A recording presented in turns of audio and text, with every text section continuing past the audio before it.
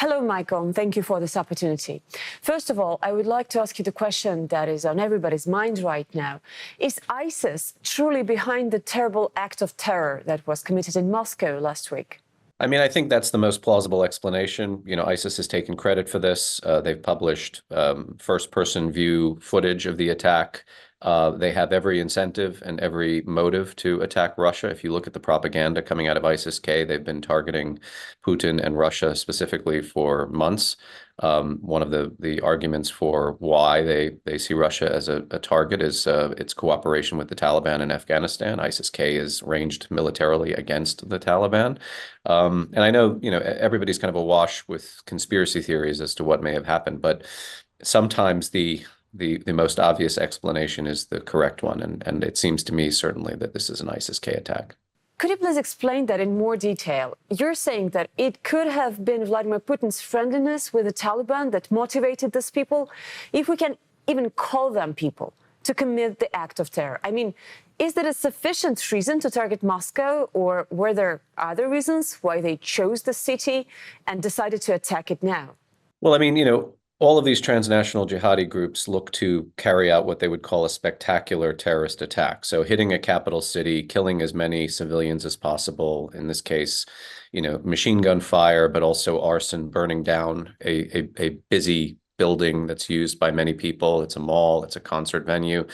This is all of a piece with their history. I mean, they hit the Ariana Grande concert in the UK, they hit the Bataclan in Paris. I mean, they look for well-trafficked venues, places where a lot of people are going to congregate. And I mean, why would they want to target Russia?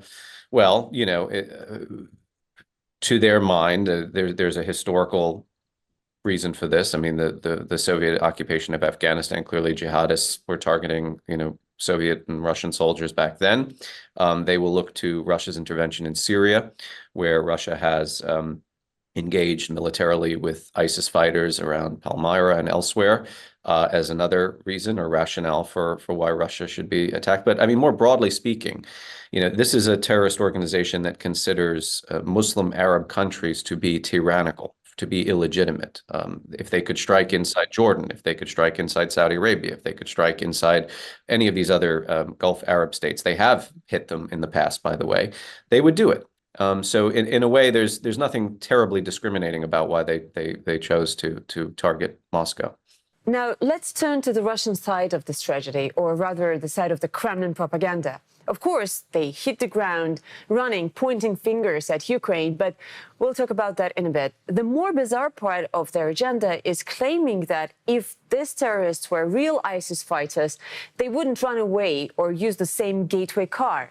How would you respond to this? I guess the Russian propagandists are insinuating that ISIS terrorists would have been ready to be killed, whereas these terrorists fled the scene. Well, not every ISIS terrorist is a suicide bomber or somebody who's going to take himself out along with innocent people. They have militants who try to wage an attack and then get away from the scene of the crime so that they can wage another attack. And I mean, there's some questions I have as to, were these guys, ever in a combat zone? Were they recruited by ISIS physically, or were they kind of remotely radicalized and sort of made pledge their allegiance, at a distance, which we've seen many cases of this happening before.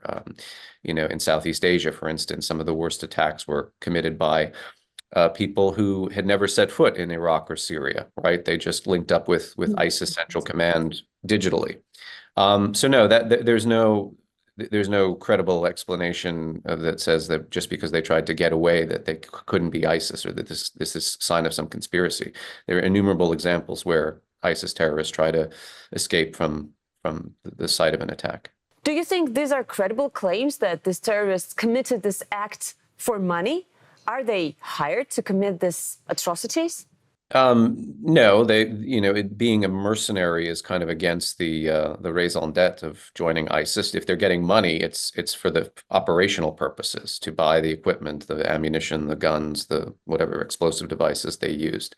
I mean, look, I would not credit anything coming out of the FSB or official government, Russian government channels on this, right? I mean, you've alluded to the fact that Putin is already pointing the finger at Ukraine. I find that to be completely ridiculous for a host of reasons.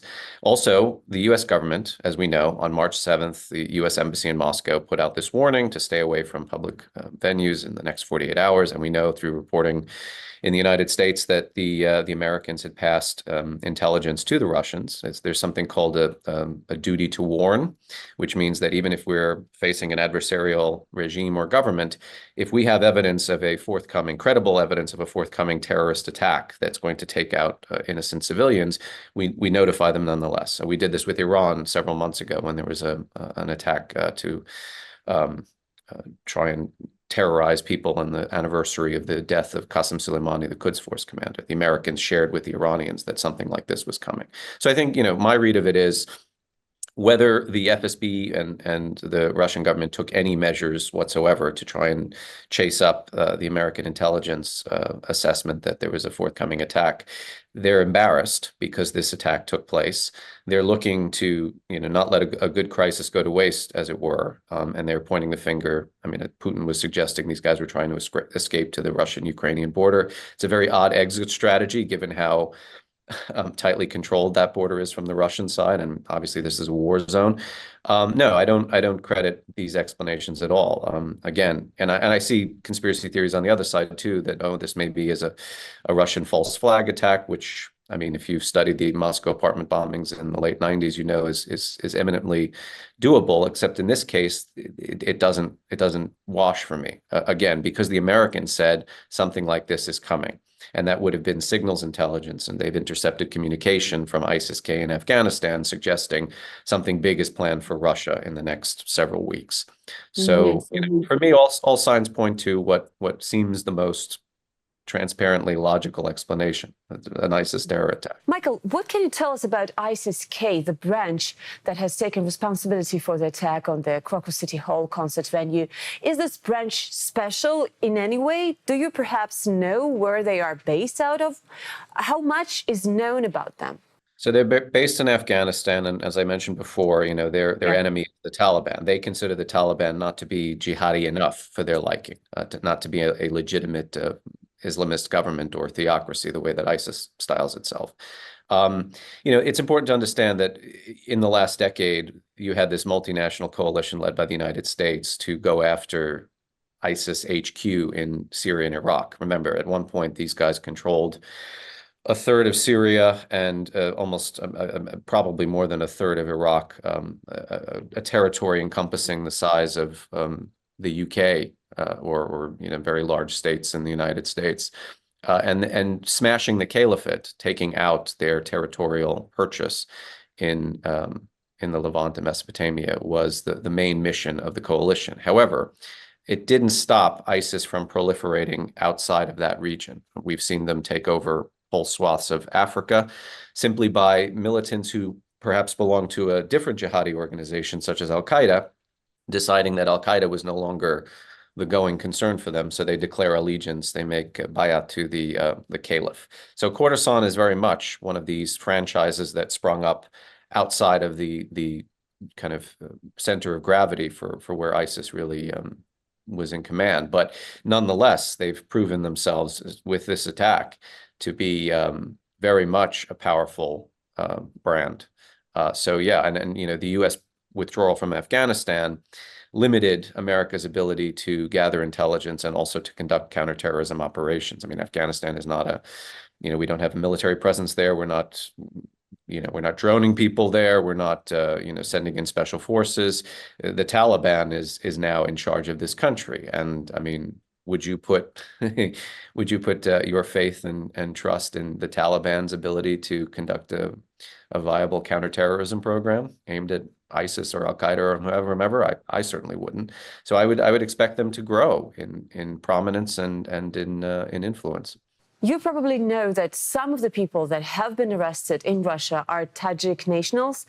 Does ISIS-K exert any special influence in Tajikistan, or is this detail irrelevant? Yes, and not just ISIS-K, but I mean core ISIS going back to 2014, 2015. Some of the most hardened and capable fighters that ISIS could field in Syria and Iraq did not come from the Gulf Arab states. They came from the Caucasus. They came from Central Asian republics.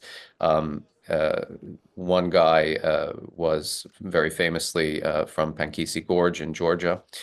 He was an ethnic Chechen who had fought with the Georgian Special Forces, including in 2008 in the Russo-Georgian War. This guy was the equivalent of a warrant officer for ISIS and was responsible largely for taking over Aleppo at one point. So I've seen Wow. Tajiks, I've seen Uzbeks, I've seen people from all the stands had belonging to ISIS. In fact, one of the profiles I did of an ISIS operative who defected from ISIS, he told me that within the organization, and again, this is around 2015 when they were very much at the height of their power, within the organization, the so-called Chechens, and by this the Arabs refer to all Russian-speaking members of ISIS, whether they're from Georgia or Uzbekistan, as Chechens.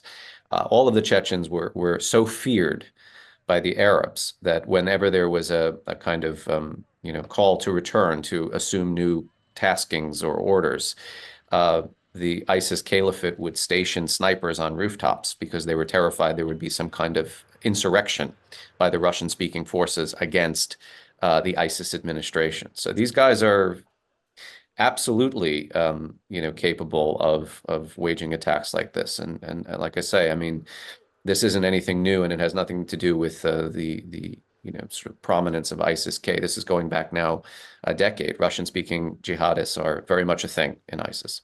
Do you think that we should expect other attacks to follow this one? Does ISIS now feel like Russia is relatively easy to strike? They'll use an attack for propaganda purposes. So you can expect, and I've already seen some indications that they're now going to try and gain new followers, new recruits on the back of this operation in Moscow. And yeah, they'll do whatever they can get away with. So this attack was actually quite sophisticated, and it looks to me like it had been planned for many weeks or months in advance. You have to scout the location, you have to find the operatives to do it, you have to get them the weapons and the ammunition and all the kit in place.